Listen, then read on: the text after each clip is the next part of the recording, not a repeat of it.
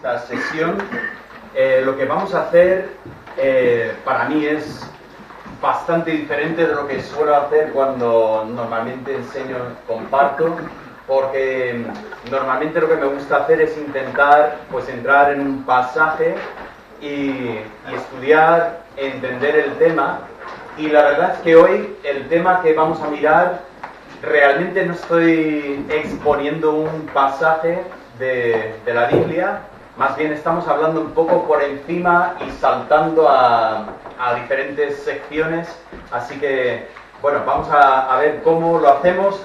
Tengo mucho que podría decir en esta mañana, o sea, sinceramente creo que podríamos haber hecho el retiro entero sobre ese tema, el tema de las Escrituras, y aún así nos hubiera faltado tiempo para cubrir todos los temas que podríamos cubrir. Así que en una sesión vamos a hablar de este tema y habrá momentos en que voy a dejar el tema así a medias y decir, bueno, luego después si tenéis más preguntas, comentamos más, pero vamos a ver todo lo que podemos hacer en este tiempo. Pero tengo una pregunta para empezar hoy. La pregunta que tengo es, ¿qué podemos saber de Dios usando solo nuestros 5 sentidos? Anoche estaba comentando Jonathan sobre el tema de lo que nosotros vemos, lo que sabemos por lo que vemos, tocamos, sentimos, pero ¿qué podemos saber de Dios si nos limitamos a nuestros sentidos? ¿Qué me decís? Bueno, para empezar, nuestros sentidos tenemos solo por Él, porque los has creado Él. Vale, podemos entender que de alguna forma el mero hecho de poder ver, tocar, sentir, es que alguien me ha dado eso, eso no es un accidente. Y tristemente en nuestros días la ciencia nos dice que es una casualidad curiosa que nosotros de alguna forma tengamos la conciencia que nosotros tenemos y decimos, la pena es que yo creo que en otras generaciones la gente rechazaba este pensamiento por tonto. Pero hoy, puesto que nos lo dicen los inteligentes, la gente dice, pues no lo entiendo yo, pero será verdad. Y efectivamente, hay algo ahí. Ven, ¿qué más? ¿Qué más podemos saber de Dios? Salmo 19.1 dice, los cielos cuentan la gloria de Dios, así que podemos ver la creación de Dios. Vale, podemos ver la creación y entender que hay un Dios glorioso detrás de esto. O sea, el que ha hecho esto es increíble, ¿vale? Eso es una cosa que podemos entender de Dios. ¿Qué más? Espero no cogerte nada que tienes tú ahí ya, pero podemos oír la palabra. Pero, vale, yo estoy un poco pensando fuera de lo que es la revelación de Dios, o sea, vale, de lo que es la palabra. ¿Qué podemos saber de Dios? Si no tuviéramos la Biblia, ¿qué sabríamos de Dios? Ese es mi pensamiento. Yo diría saber muy poco, intuir mucho, o sea, imaginarnos mucho, pero sin autoridad. Sería la opinión de cada persona. Bien. ¿Conocéis la historia de los 3 ciegos con el elefante? ¿Eso es parte de nuestra conciencia global o no? No lo conocemos. 3 ciegos topan con un elefante y cada uno quiere saber cómo es este animal.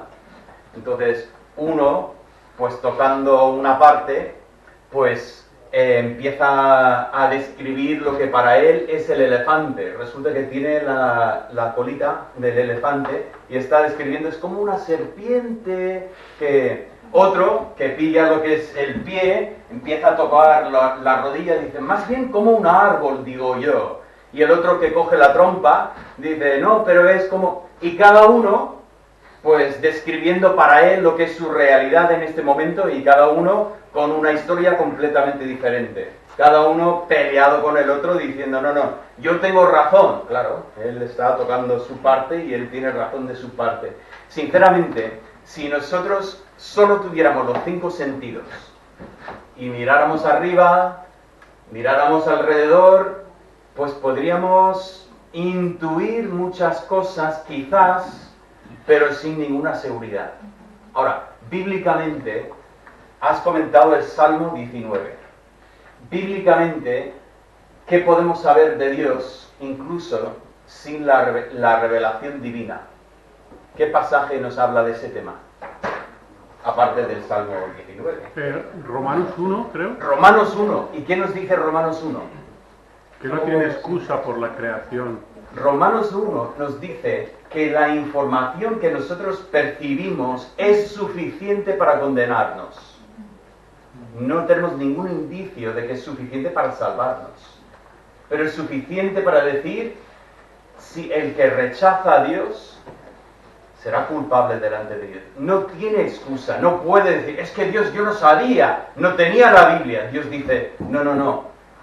Lo que yo puse alrededor de ti era suficiente para que entendieras que había un Dios de justicia a quien tú debías tu vida. Pero interesante, la creación no es suficiente para llevarnos al entendimiento de nuestra salvación. Dios podría haberlo hecho. Podría haber escrito Juan 3:16 en las estrellas. No estaría mal. Llegas allí por la noche, miras y dices, ¿por qué uy, esa nube, cómo molesta ahí en medio? Pero Dios no lo ha hecho. Dios no ha puesto la revelación especial en los cielos, pero Dios sí que nos ha dejado su palabra, que nos da todo lo que hace falta para que nosotros conozcamos el Evangelio, para que nosotros lleguemos al arrepentimiento y la fe, para conocer la salvación de nuestras almas. Bueno, ¿por qué estamos empezando con esto? Porque varios textos aquí lo tenéis en los apuntes, podéis escribir la palabra que falta, pero dice en Marcos 4:11, Jesús dice, a vosotros os es dado saber el misterio del reino de Dios. ¿Qué es un misterio? Algo que nosotros vemos y decimos, no entiendo. Es que no... Ahora, a lo mejor, no sé si habéis ido alguna vez a una obra de teatro y ves algo en el escenario y dices, ¿cómo puede ser? ¿Cómo lo han hecho? Y después vas detrás y lo ves desde atrás y dices, ahora entiendo cómo lo han hecho. Ahora veo el truco. El misterio del reino es algo que nosotros vemos y por nuestros conocimientos para nosotros es imposible de entender. Jamás podríamos haber llegado a esa conclusión con los datos que nosotros manejábamos en ese momento. Y sin embargo, cuando se añade nueva información decimos, ahora entiendo, este es el misterio. Y entendemos que Cristo venía predicando el misterio del reino de Dios. O sea, lo que nosotros no podríamos haber entendido mirando solo la creación que nos rodea, Cristo vino para revelar claramente todos los temas. Nos dice también en Romanos 16, la predicación de Jesucristo según la revelación del misterio que se ha mantenido oculto desde tiempos eternos. Tenemos el mismo pensamiento en 1 Corintios 2:7, 1 Timoteo 3:17, este pensamiento de que Dios ha revelado un misterio. ¿Y qué es esta revelación? Bueno, Andrés lo comentó anoche, este texto de Romanos 10:17. Dice, así que la fe es por el oír y el oír por la palabra de Dios. ¿Dónde encontramos el misterio? O sea, ¿dónde ha desvelado Dios el misterio? Y la respuesta es simple, en la palabra de Dios. En el pasado es verdad que Dios, habiendo hablado muchas veces y de muchas maneras a los padres por medio de los profetas, es verdad que en el pasado Dios había también revelado a esta manera, pero nosotros ya tenemos esto. A veces estamos en días que la gente empieza a hablar de sueños. Un sueño. Varias veces me ha pasado, una persona viene el domingo por la mañana, pastor, tengo una pregunta, anoche tuve un sueño. ¿Te lo cuento? ¿Te cuento el mío? ¿Qué? ¿Pero qué podría significar ese sueño? Igual que no deberías comer lasaña por la noche, no lo sé. Pero, bueno, no, tampoco quiero ser demasiado así. Pero cuidado, no estamos esperando que Dios nos hable por medio de sueños. Yo os digo la verdad, yo prefiero esto.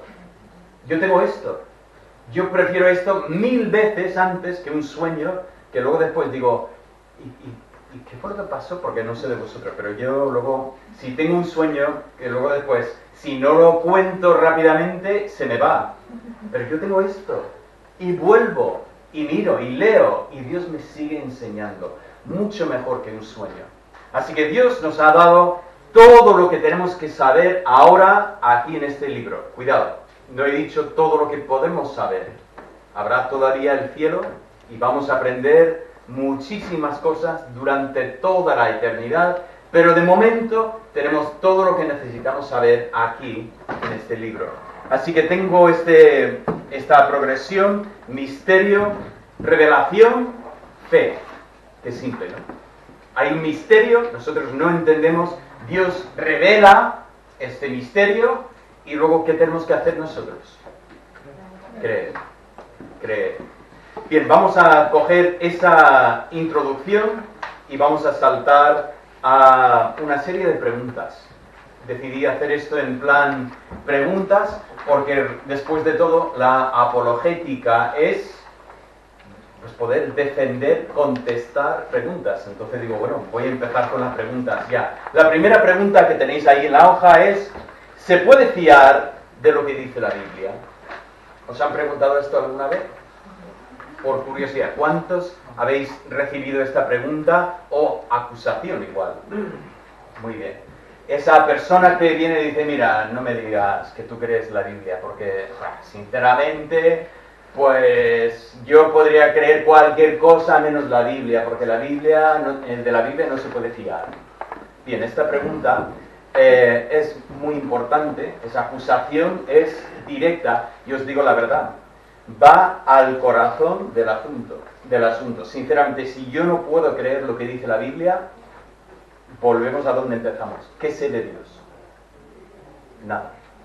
Yo, como el ciego, palpando y intentando hacer mi visión del universo, yo estoy perdidísimo.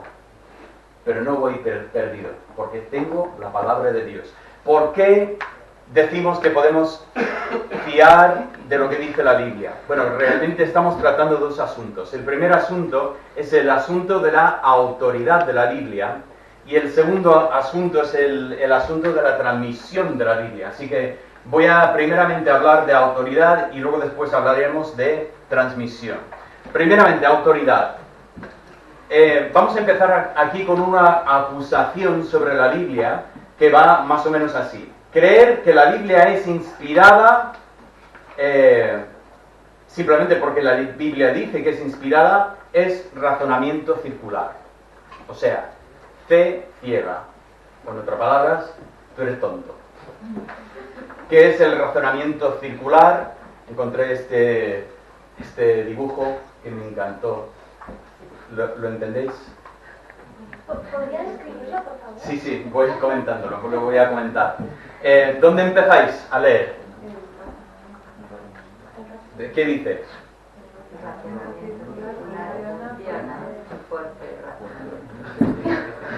Termina el pensamiento, venga. Termina. El razonamiento circular funciona porque el razonamiento es que una vez que empezamos, no terminamos. Vale. Bien, perfecto. El pensamiento, esa acusación es que tú crees algo que realmente no tiene ni pies ni cabeza. O sea, tú crees que la Biblia es la palabra de Dios sencillamente porque la Biblia dice que es la palabra de Dios. Yo recuerdo estar trabajando en un sitio y tenía un compañero que era, bueno, la palabra correcta sería amargado. Amargado con Dios y todo lo que tiene que ver con la iglesia, cristianos. Y lo malo es que estábamos trabajando de camareros en un restaurante. Y de esto de que sales, coges pues lo que quieren los señores que están en la mesa 5, entras para ponerlo en la máquina y te pilla en medio y dice, bueno, una cosa, eso de que la Biblia es la palabra de ¿por qué crees eso? Recuerdo yo intentando contestarle, eran 2 hamburguesas, porque es que, y también querían la Coca-Cola. Madre mía, un desastre en la mente. Y vino el jefe y dice, tú, guarda tu pensamiento para otro momento, porque veía que la cosa estaba ya. Bueno, este hombre me decía, mira, ¿tú crees que la Biblia es la palabra de Dios sencillamente porque la Biblia dice que es la palabra de Dios? Eso es de tontos. ¿Qué haces con esto? Y sinceramente, hay parte de esa acusación que si tú lo ves, dices, bueno, la verdad es que es un problema. Mirad este dibujo. Dice, la Biblia es la palabra de Dios. ¿Cómo lo sabes? Porque la Biblia dice que lo es. ¿Y por qué lo crees? Porque la Biblia es infalible. ¿Cómo lo sabes? Porque la Biblia es la palabra de Dios. ¿Y cómo lo sabes? Porque la Biblia lo dice. ¿Y por qué lo crees? Porque la Biblia es infalible. Bueno, ya veis el razonamiento circular. Ahora, me dio mucho miedo preparando esto porque yo encontré este dibujo no es mío. Bueno, yo hice el dibujo pero el pensamiento no es mío. Yo lo encontré, digo, pues creo que voy a usar eso. Y digo, lo había visto en inglés. Y digo, yo creo que existe la frase razonamiento circular. Digo, un momento, voy a probar. Entonces voy a Google y pongo razonamiento circular. ¡Pah! Y me sale este dibujo directamente. Ahora, sinceramente yo no sé, porque tengo la sensación de que Google nos está espiando y nos da lo que estamos buscando, lo que piensa que estamos... pero me da miedo el pensamiento que tú dices razonamiento circular y alguien dice, la Biblia es la palabra de Dios porque la Biblia dice que es la palabra de Dios. Bueno, ¿qué hacemos con esta acusación? ¿Qué hacemos con este argumento? Bueno, primeramente lo que quiero hacer es cortar esto en 2, porque sinceramente aquí tengo 2 temas y los estamos mezclando con este dibujo, pero vamos a coger por sus partes. Vamos a primeramente coger solo el pensamiento de que la Biblia es la palabra de Dios. ¿Cómo lo sabes? Porque la Biblia dice que es la palabra de Dios. Voy a hacer esta pregunta. ¿Conocéis este libro? Sí. Vale, ¿este libro qué es? Cartas del diablo a su sobrino. Vale, los que habéis contestado, ¿en base de qué lo habéis contestado? ¿Cómo sabéis qué libro es este? Porque lo has leído, pero no lo has leído en pantalla aquí. ¿Cómo sabías que yo hacía referencia a este libro en particular? Porque imágenes igual de libro. O sea, ella es una persona de estas que empieza con el razonamiento circular. ¿Cómo sabes que realmente cuando abres la tapa, a lo mejor hay otro libro debajo? No creo. Podría ser, ¿no?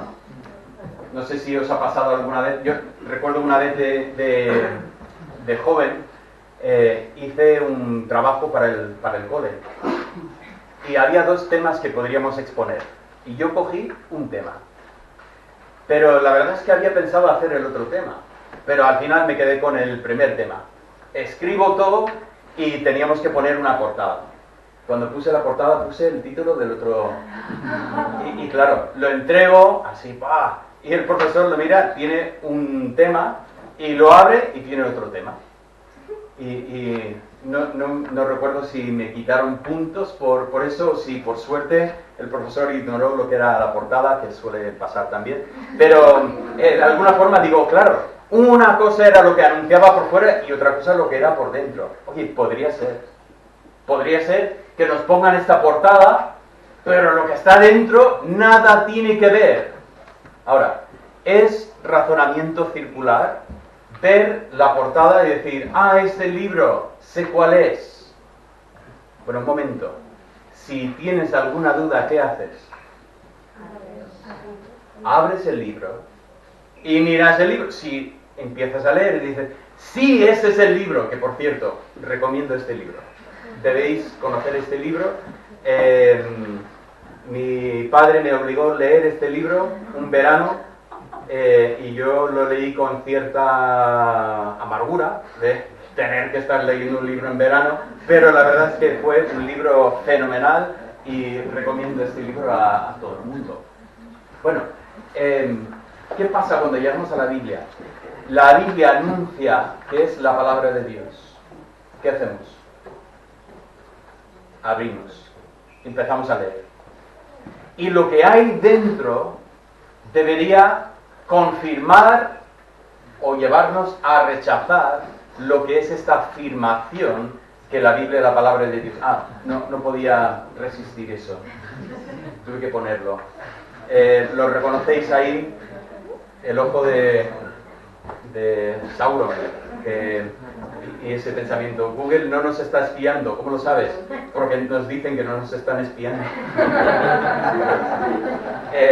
Vuelvo a decir, nos lo dicen, nos dicen, no estamos leyendo tu correo en tu cuenta Gmail. Sí, pero los anuncios que salen, que van justo con el correo que has recibido, es que... ¿Pero qué hacemos?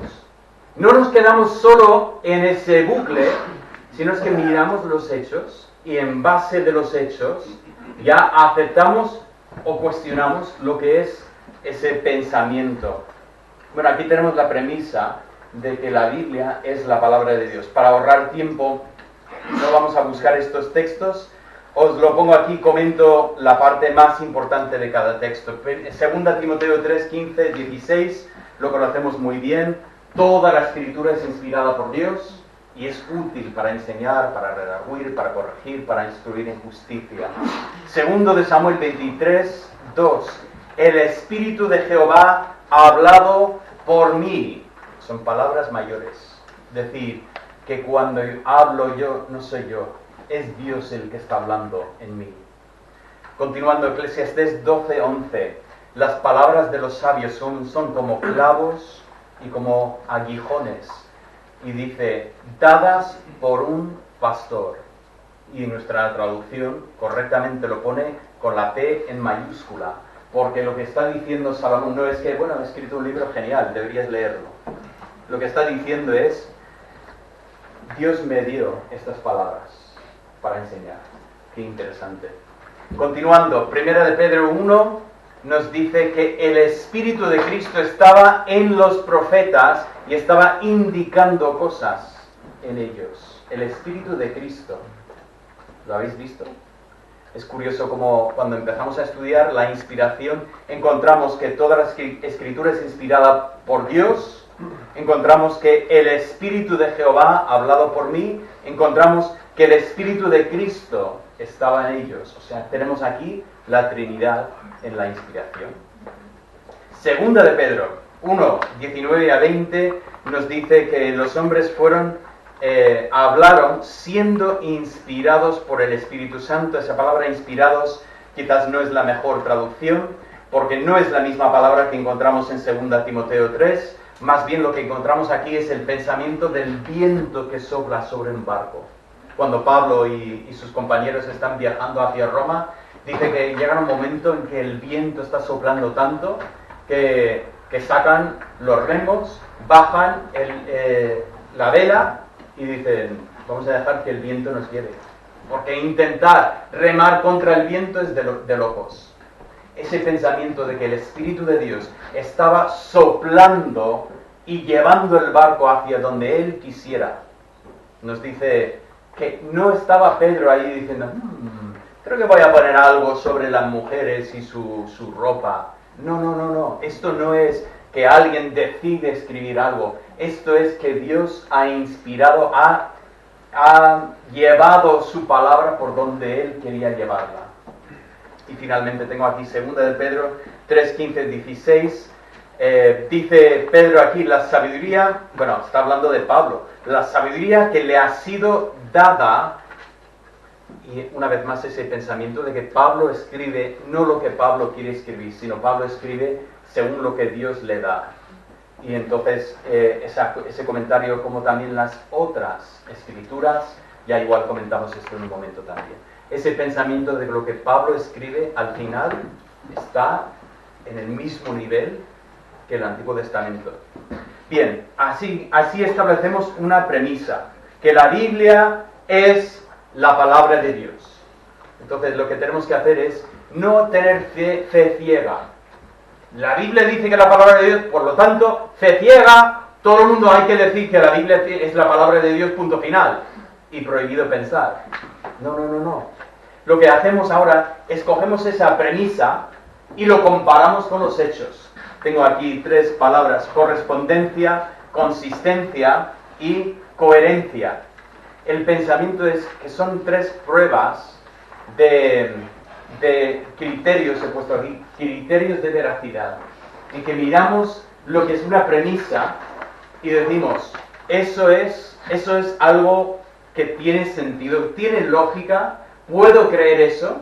¿Qué significan estas palabras? Bueno, correspondencia tiene que ver con si esto corresponde con la realidad que yo experimento.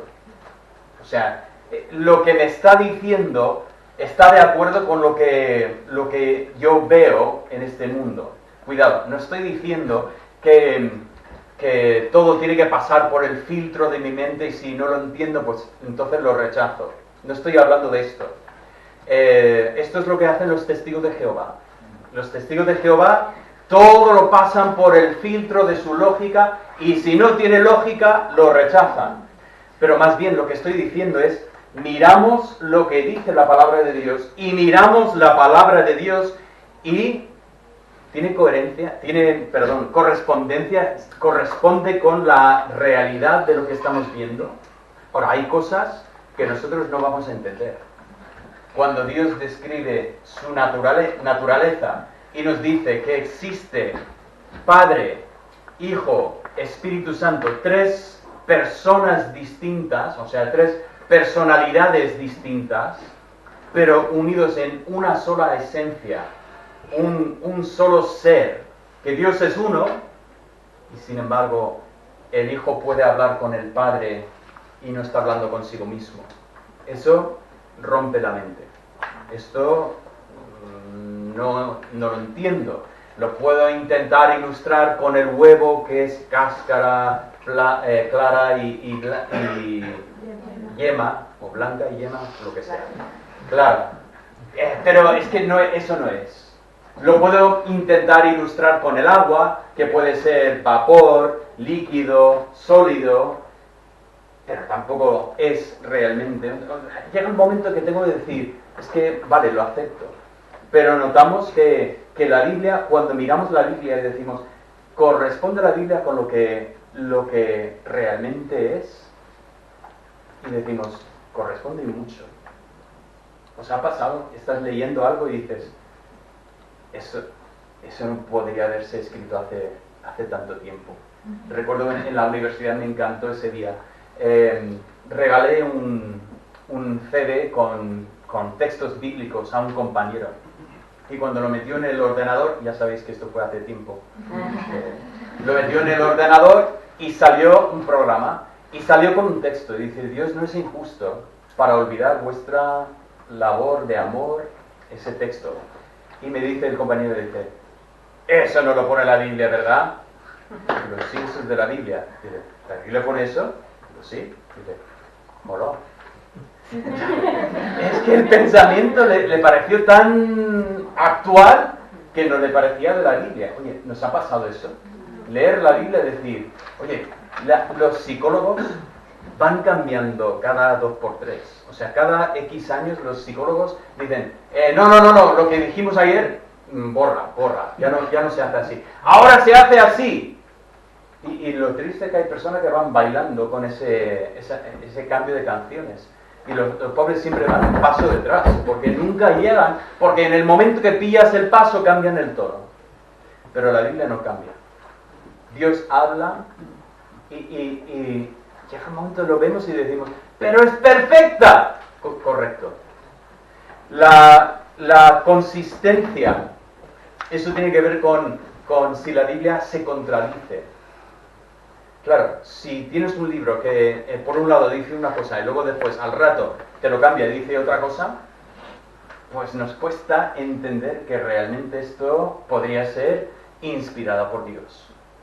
Y sin embargo miramos la Biblia y lo que encontramos es una armonía impresionante. Y cuanto más cuando empiezas a entender la historia de la Biblia, que la Biblia no es que Pablo y Pedro pues se han puesto de acuerdo y han hecho ahí un trato entre ellos y han hecho la Biblia. No, es que la Biblia empieza desde la pluma, pero bueno, da igual, de Moisés, continuando 1500 años hasta llegar al apóstol Juan. ¿Cómo escribes un libro entre 1500 años con autores que no se han visto en la vida y escribes un libro que tiene la consistencia que tiene la Biblia? Imposible, imposible. Lo comparo con los institutos de Calvino. ¿Conocéis los institutos de Calvino? Un tocho así, un libraco para leer. Yo bajé el libro en audio y lo iba a escuchar. Madre mía, lo dejé de escuchar porque era imposible de escuchar y seguir lo que decía. Pero, ¿sabéis que Calvino escribió la primera edición de este libro cuando era bastante joven? Y luego, durante el resto de su vida, lo iba, pues, retocando, cambiando, añadiendo, pues, modificando, hasta el punto en que el libro que nosotros tenemos es bastante diferente del libro que escribió Calvino al principio. Pero sabes que la Biblia no tiene este proceso de versiones anteriores, luego una versión después. Pablo dice, uy, lo que puse ahí a los Corintios, borro porque madre mía, me pasé ahí el pueblo cuando estaba escribiendo. No tenemos esto en la Biblia. La Biblia tiene toda la marca de ser inspirada por Dios. Finalmente he puesto aquí la coherencia, y la coherencia tiene que ver con el hecho de que realmente bueno, es que pensaba que me iba a poner aquí mis apuntes, se había puesto esta palabra en los apuntes y ahora no lo tengo allí. Luego después os cuento la diferencia entre coherencia y correspondencia. En algún momento me pillas y te lo cuento. Todo esto para decir que nosotros miramos eso y decimos si nuestra premisa cae dentro de esas pruebas, esas comprobaciones. Y la Biblia encaja perfectamente. La Biblia, nosotros no tenemos que ir con vergüenza en cuanto a lo que dice la Biblia. Uy, espero que no me saquen eso. Cuando me saquen eso no sé lo que voy a decir. Yo siento tristeza muchas veces por estos que tienen una religión, porque claro, el que tiene religión, te van a sacar un personaje de tu religión. Y todas las religiones, como todas las familias, tienen algún miembro que... no quiero que me lo saquen. Los adventistas. Tengo un amigo que dice, mira, tu iglesia está muy lejos, pero voy a ir a esto de los adventistas, voy a ir. Yo prefiero hacer la distancia y llegar a una iglesia donde sé que voy a escuchar la palabra de Dios. Los adventistas con su profetisa. Dice, ¿sí? Digo, claro, tienen esa mujer, Elena White. ¡Ah, le voy a preguntar! Es una persona que, bueno, sabe molestar muy bien. El caso es que va ahí y dice, ¿y qué pasa con tu pitonisa? Y empiezan. Claro, esa mujer tenía cosas raras. La pobre se cayó cuando era pequeña y sufrió un golpe muy fuerte en la cabeza y bueno, recibía revelación de Dios, que Dios quería que todas las mujeres llevaran un vestido que diseñó ella. ¿Más feo? Y la pobrecita, después de 2 años, 3 años de llevar el vestido ese tan feo, se hartó ya del vestido y dijo que Dios le había hablado otra vez y le dijo que ya no tenía que llevar el vestido ese. El problema es que todas las mujeres que habían tragado decían, no nos cambies ahora, ya que hemos comprado el vestido todas, pues vamos a seguir. Y se formó como una secta dentro de los adventistas de las mujeres que llevaban el vestido revelado por Dios y las que seguían ya la pitonisa, que ya decía que no hacía falta llevar el vestido. O sea, cosas que dices, ¡Qué raro, por favor! Bueno, ellos tendrán que explicar eso. Los que son presbiterianos tienen que explicar por qué Calvino mató a Serveto. ¿Conocéis a Serveto? Un español. No es el mejor ejemplo de España del siglo, pero bueno. Pero tienes que explicar cómo Calvino, siendo el gran protestante, y cómo pudo matar a Serveto. Bueno, Calvino no mató a Serveto. Calvino lo entregó al Estado y Ginebra lo mató a Serveto y así Calvino se queda con las manos limpias. Bueno, todo esto para decir que cada uno tendrá algo para tener vergüenza, pero yo no tengo vergüenza de la palabra de Dios. Tú me puedes sacar cualquier cosa de la palabra de Dios, puede que yo en el momento diga, ay, no he estudiado a fondo esto, pero te prometo que si nos ponemos a estudiar, se puede defender la Biblia 100%. No se puede decir eso de ninguna religión humana. ¿Me entendéis? Así que, primeramente empezamos con la palabra de Dios. Y os digo que no es un razonamiento circular de que creo que la Biblia es la palabra de Dios porque lo dice. No, la Biblia dice que es la palabra de Dios y cuando leo la Biblia, y la Biblia me invita a leer y escudriñar, y cuando lo hago, veo que efectivamente no hay nada que me eche para atrás en cuanto a esa afirmación. Ahora, en segundo lugar, ya os recordáis que dividí el círculo antes, vamos a hablar de la inherancia de la palabra de Dios, que la palabra de Dios no tiene error. Y eso es un silogismo, si recordáis esto de, no sé si habéis estudiado eso en el instituto, pero un silogismo hipotético básicamente dice así: si A nos lleva a B y si B nos lleva a C, por lo tanto A nos lleva a C, ¿vale? Es lógico, ¿no? Aquí lo he dibujado para que lo entendamos. Si A está dentro de B y si B está dentro de C, ¿qué sé de A? Está dentro de C, siempre. Esa lógica es que es imposible que nos falle. Vale. Pues os he puesto un ejemplo aquí. Tengo un ordenador con sistema Linux. Ya estamos, que Jonathan anoche estaba vendiendo iPhone, pues yo os voy a vender con Linux Mint, que lo mejor es que Linux no cuesta. No cuesta un pastón. Y es impresionante. Bueno, de hecho, el ordenador que habéis visto antes no es de Linux, es de Mac. Es lo que suelo usar. Pero bueno, tengo también otro ordenador con Linux. ¿Qué sé de Linux? Bueno, el sistema Linux es estable, muy estable. Genial. Por lo tanto, mi conclusión es: mi ordenador es muy estable. Bueno, de vez en cuando se queda colgado, pero en fin, no tanto como si tuviera Windows. El caso, vale, ¿entendéis el silogismo? ¿Vale? Aquí tenemos el pensamiento, la palabra de Dios. La Biblia es la palabra de Dios. Y Dios, cuando habla, ¿qué dice? Verdad, siempre. Dios no engaña. Por lo tanto, la Biblia nunca contiene mentira. La Biblia siempre me dice la palabra de Dios. Aquí lo he escrito así: la Biblia es inspirada por Dios. Cuando Dios habla, siempre dice la verdad. Una vez más, esto es lo que la Biblia demuestra de Dios. En las historias de la Biblia veo que Dios siempre dice la verdad. Tengo textos aquí que podéis buscar. Juan 10:35 dice que las escrituras no pueden ser quebradas, o sea, no pueden fallar lo que dice no puede fallar lo que dice la Biblia. Pero por tanto, llegando a la conclusión, por tanto, la Biblia no contiene errores.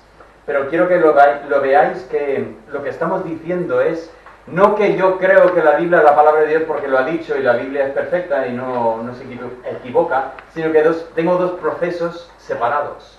Primeramente, la Biblia dice que es la palabra de Dios. Abro la Biblia y efectivamente cuando leo veo que lo que dice la Biblia es verdad. No encuentro que la Biblia me está diciendo una cosa que resulta que es completamente contraria a toda mi experiencia. Pero luego después, Si la Biblia es la palabra de Dios, eso reafirma y dice, entonces, correcto, ¿qué es lo que espero de Dios? Que Dios me diga la verdad. Si alguien te dice esto, pues razonamiento circular, ¿tú crees la Biblia? Porque la Biblia le dice, dile, pues es un poco más complicado de lo que me has comentado, pero ¿has leído la Biblia? Léela. Lo que es más, esos errores que comentas que están en la Biblia, pues ¿por qué no hagamos una lista y nos sentamos y lo miramos juntos? Mira, tú empieza la lista y cuando tengas 10, nos juntamos y hablamos. Bueno, esa estrategia no es muy buena porque no van a hablar nunca contigo. Mejor dile cuando tengas uno, venga, nos sentamos y lo veremos juntos. E invita a la persona, porque muchas veces, claro, esa es la acusación. Andrés anoche decía la acusación fácil. Es muy fácil lanzar un ataque y ya decir como, es que este es tonto. ¿Lo conoces? ¿Has hablado con él? ¿Qué ha dicho que es tonto? Es que parar lo que es la acusación y sacar los hechos y tratar los hechos. Bien, vamos a continuar. He dicho, primeramente teníamos que hablar de la autoridad de la Biblia, y efectivamente creo que sí, se puede fiar de la Biblia porque tiene toda autoridad, es la palabra de Dios. Segundo lugar, podemos fiar de la Biblia por la transmisión de la Biblia. Aquí la acusación,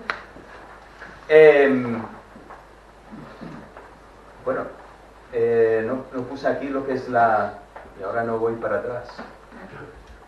Bueno, muy bien. Ahí va. Bueno, así a ese paso vamos a terminar antes. Haber usado Linux, hombre. Tengo que decir, el software de Linux, algún software es buenísimo, otro, vamos, da vergüenza, pero muy bien. Vale, la transmisión de la Biblia. La acusación viene a ser que, bueno, lo que habría escrito el autor de la Biblia en su momento, vamos, nosotros no tenemos idea de lo que sería esto. O sea, que la Biblia ha cambiado tanto a lo largo de los años que no se puede fiar de lo que decía la Biblia originalmente. Vale, esa es la acusación que podéis poner ahí. Pero, una vez más, seguimos el mismo proceso. ¿Cuál es la premisa? La premisa que nosotros vamos a defender. Y la premisa es que Dios preserva su palabra. Dios preserva su palabra. Dios no ha inspirado su palabra para luego después dejar en manos de los hombres y decir, bueno, si lo cambian ellos, pues peor para ellos. No, si Dios ha hecho la inspiración, la Biblia promete que Él también hace la preservación. Tenemos varios textos aquí y una vez más, un poco para agilizar el tema vamos a seguir moviendo, pero podéis recordar alguno de estos textos que nos habla de que Dios preserva su palabra. Ni una jota, ni una tilde pasarán de la ley de Dios. Recordamos que la ley de Dios no tenía jotas. Por cierto, la jota es un invento moderno. La jota tiene 300 años, 400 años. No tiene mucho más, bueno, más que 300, perdón. Vuelve atrás un poco más. Pero la jota, obviamente no tenía la Biblia. En griego no tiene jotas. Pero bueno, el traductor ahí ha hecho una cosa curiosa, pero lo que la Biblia habla allí es que la Biblia habla de estos pequeños elementos del hebreo, porque realmente vuelve atrás al hebreo. El hebreo es curioso. Cuando veis las letras del hebreo decís, ¡guau! Es que todos parecen iguales. Bueno, después de estudiar un poco ya no parecen todos iguales, pero algunos sí. Algunos, la única diferencia es una esquina. Si la esquina va en curva, es una letra. Si la esquina es rectangular, o sea, esquina, pues entonces es otra letra. Y Jesús habla de esta pequeña, el detalle de la letra que distingue una letra de otra. Y dice, esto no va a desaparecer de la ley. O sea, Dios protege su palabra.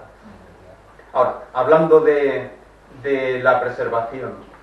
Cuando hablamos de la preservación, la gran pregunta es, ¿cómo preserva Dios su palabra?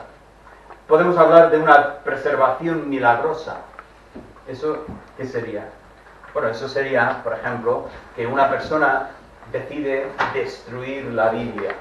Y cuando coge la Biblia para meterla en el fuego y la va a tirar en el fuego, llega un momento en que se le pega la mano a la Biblia y que no lo puede tirar al fuego y por lo tanto no puede destruir la Biblia. Ya estamos hablando de ciencia ficción, ¿no? Suena alguna película rara de estas, ¿no? Es lo que tenemos en la Biblia. Lo curioso es que la Biblia nos cuenta de personas que querían destruir la palabra de Dios. La historia que siempre viene a la mente es lo que tengo aquí citada en Jeremías 36. Dios le da al profeta Jeremías un mensaje y Jeremías coge a Baruch. Me encanta el personaje de Baruch, es uno de mis personajes favoritos de la Biblia. Coge a Baruch, escribe. Tendría buena letra. Jeremías igual tenía letra de médico. El caso es que Baruch empieza a escribir y ahí Jeremías dictando día tras día tras día. Llega al final y tienen el mensaje de Dios y Jeremías dice, Baruch, ve tú al templo para leer el mensaje porque si voy yo me van a matar. ¿No te encanta la historia de la Biblia? Es que la verdad es que la última vez que Jeremías había predicado en el templo terminó en el cepo. El cepo, eso es cuando cogían pues un trozo de madera y así cogían los pies y las manos en la madera. Ahora, yo no sé de vosotros, yo no puedo tocar los pies sin doblar las rodillas. Eso cuando dicen, ¿puede tocar los pies? Digo, claro que sí. Le cogen a Jeremías y le ponen toda la noche ahí con las manos atadas al lado de los pies. Toda la noche. Después de darle una paliza. Ahora, voy a decir la verdad. Yo anoche no dormí genial. Dormí. Eso sí. En ratos largos. Igual de 4 horas de un tirón. Que no está mal. Está bastante bien. Pero bueno, no sé. Me desperté varias veces a dar vueltas y tal. Pero una noche entera con las manos así. Bueno, yo solo puedo imaginar a Jeremías la mañana siguiente cuando vienen y le abren y dicen, vale, ya te puedes ir. ¡Qué dolor de espalda! Bueno, el caso es que Jeremías tenía razón. Dice, ve tú, lee el mensaje tú, porque si voy yo me van a matar. Y lo increíble es que Baruch va. Dice, vale.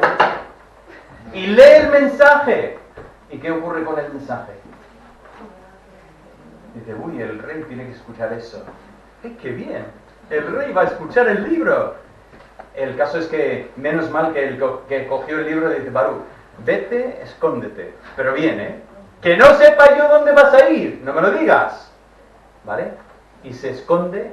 Ah, qué bonito, la Biblia dice que Dios los escondió. Y el rey escucha el mensaje. ¿Y qué hace?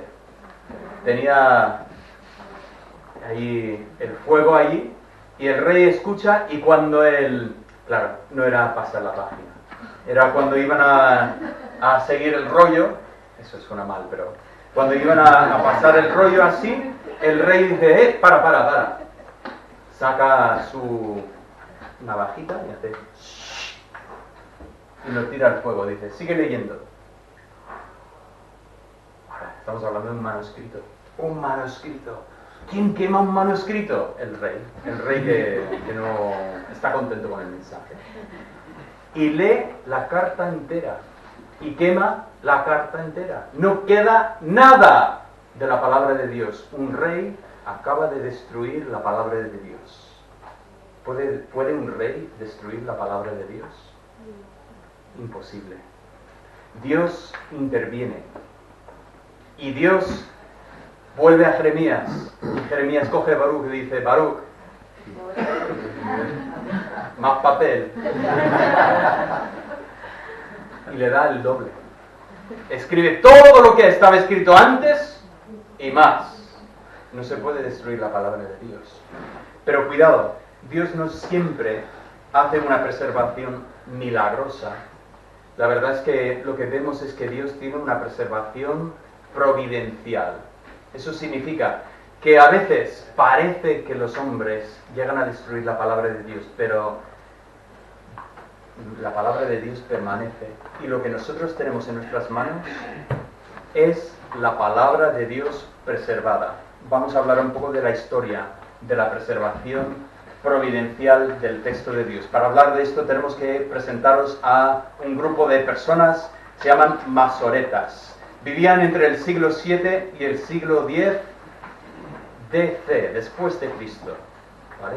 Tampoco estamos hablando de hace tanto tiempo, ¿vale? Estamos hablando de hace 1000 años, 1000 y pico años, ¿vale? Eso no es tanto tiempo cuando hablamos de la Biblia. Bien, ¿qué sabemos de los masoretas?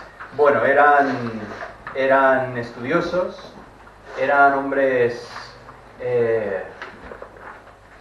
increíbles, ¿qué voy a decir? Tenían ellos una práctica que, por ejemplo, cuando llegaban a escribir el nombre sagrado de Dios, lo que nos dicen los historiadores es que siempre empezaban una pluma nueva. Porque, hombre, lo que llevas ya varias líneas escribiendo, no vas a seguir escribiendo con el nombre de Dios con el mismo bolígrafo. Entonces, cogían uno nuevo y escribían el nombre sagrado.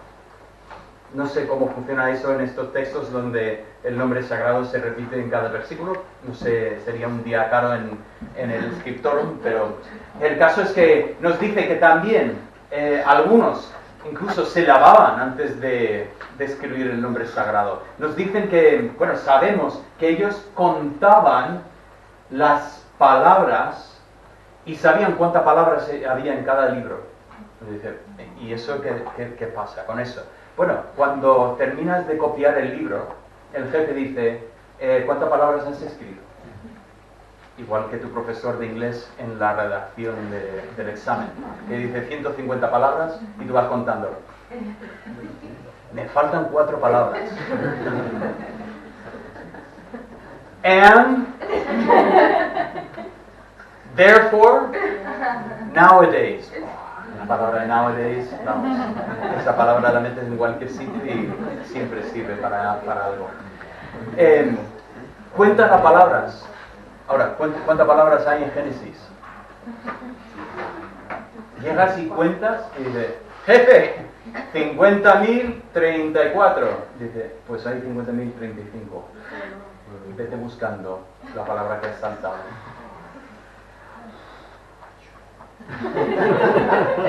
No, pero así lo hacía. Y nosotros, ¿sabéis que nosotros, de lo que hicieron los masoretas, yo no he visto a nadie que dude sobre ellos? Lo que ellos copiaban, bien copiado está. Problema.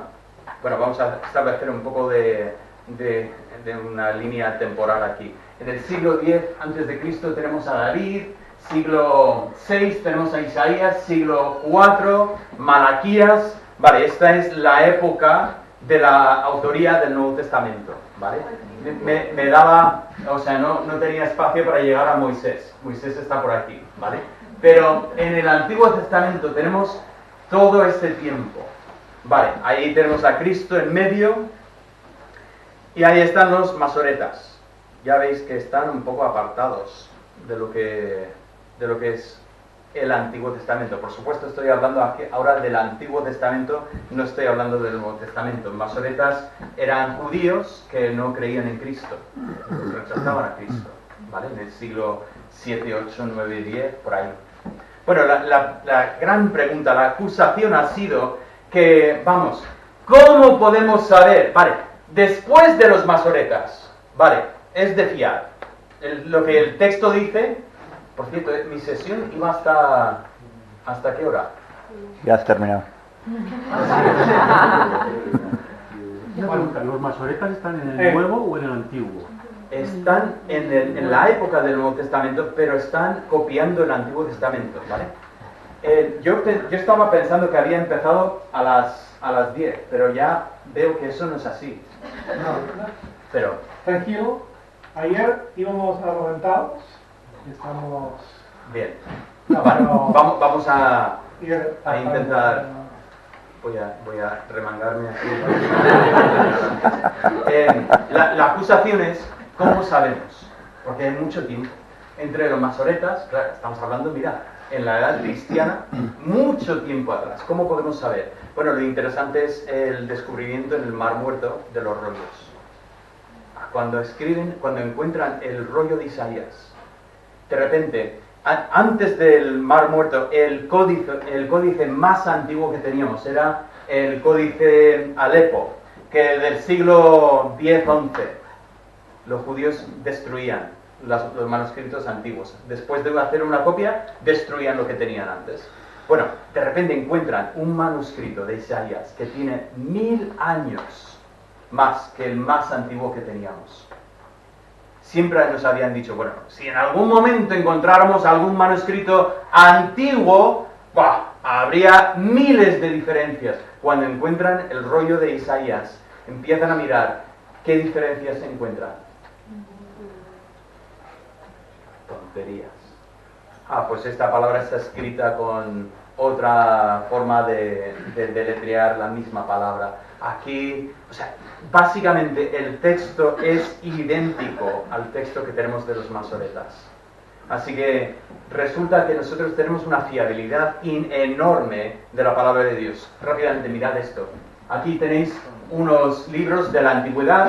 Aquí algunos vais a reconocer libros como la Ilíada, libros como...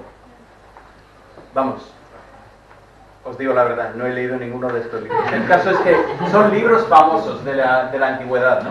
Y veis en cada situación cuándo se compusieron, y luego después la copia más antigua, en amarillo veis la separación en años, y luego después el número de manuscritos. Fijaos en Demóstenes, mira, más de 1100 años pasan entre el libro que escribe y la copia más antigua que tenemos. Vale, ¿por qué estamos hablando de esto? Vamos a coger el mejor de los casos. Vamos a coger Homero, la Ilíada. Vale, aquí tengo Homero, aquí con la Ilíada, y al lado el Nuevo Testamento. Vale, si recordáis el número de la Ilíada, tenemos 1757 copias antiguas. No estoy hablando de la versión en papel que tú tienes en tu casa. Estoy hablando de copias antiguas. Eso está bien. Más de 1700 copias. Esto es fenomenal. Vale, ¿y del Nuevo Testamento cuántas copias tenemos? 5795. Y ese es el mejor de los casos. La Biblia, el testimonio del texto de la Biblia es increíblemente superior a cualquier libro de la antigüedad. Pero no paramos ahí. La copia más antigua del Nuevo Testamento es de 40 años después de que tenemos la primera copia del Evangelio. De Homero, 400 años. El que ataca la Biblia no tiene ni idea de lo que está atacando. Porque los que conocen el tema, no estoy hablando ahora de cristianos, los que conocen el tema no levantan la acusación tan fácilmente contra la Biblia, porque la verdad es que la transmisión del texto es increíble. Lo que nosotros tenemos, no tenemos que dar un paso para atrás, bajar la cabeza, tener miedo que nos ataquen. La verdad es que tenemos una Biblia que es la palabra de Dios, que Dios ha preservado para nosotros, y que nos levantemos y digamos, yo creo esto. ¿Tienes preguntas? Dime, y vamos a hablar de lo que son tus preguntas en cuanto a esto. Ahí lo veis en números, 400, 1700 y bueno, bien. Voy a parar ahí y luego veremos lo que hago. Pero tengo dos preguntas más que quería tratar y son preguntas importantes. La segunda pregunta es ¿cómo llegamos a tener la Biblia que tenemos? ¿Hay lugar para una teoría de conspiración? Eso es muy al día. Ese pensamiento de que alguien metió mano ahí en la Biblia y ha quitado libros, ha metido libros, y una vez más, no podemos fiarnos de lo que tenemos. Y la última pregunta que me gustaría por lo menos comentar un poco es ¿por qué hay tantas Biblias diferentes? seguro que alguien te ha preguntado eso, que tanta Biblia, ¿por qué tanta Biblia? Por cierto, tenéis aquí una hoja en blanco y negro y acabo de enviar esta mañana al grupo un PDF de lo mismo en color, que espero que sea útil también. Si sale alguna conversación, me gustaría volver a esto y comentarlo y establecer un poco esa historia de la Biblia, pero vuelvo a decir, me ha fallado mi reloj hoy, que ha ido muy rápido, que demasiado. Está bien. Muy bien, vale, voy a intentar hacer algo sobre eso antes de mi próxima sesión, pero si luego después podemos comentar más entre sesiones y tal, estoy más que dispuesto a hablar y comentar sobre esto. Venga, vamos ahora. Padre.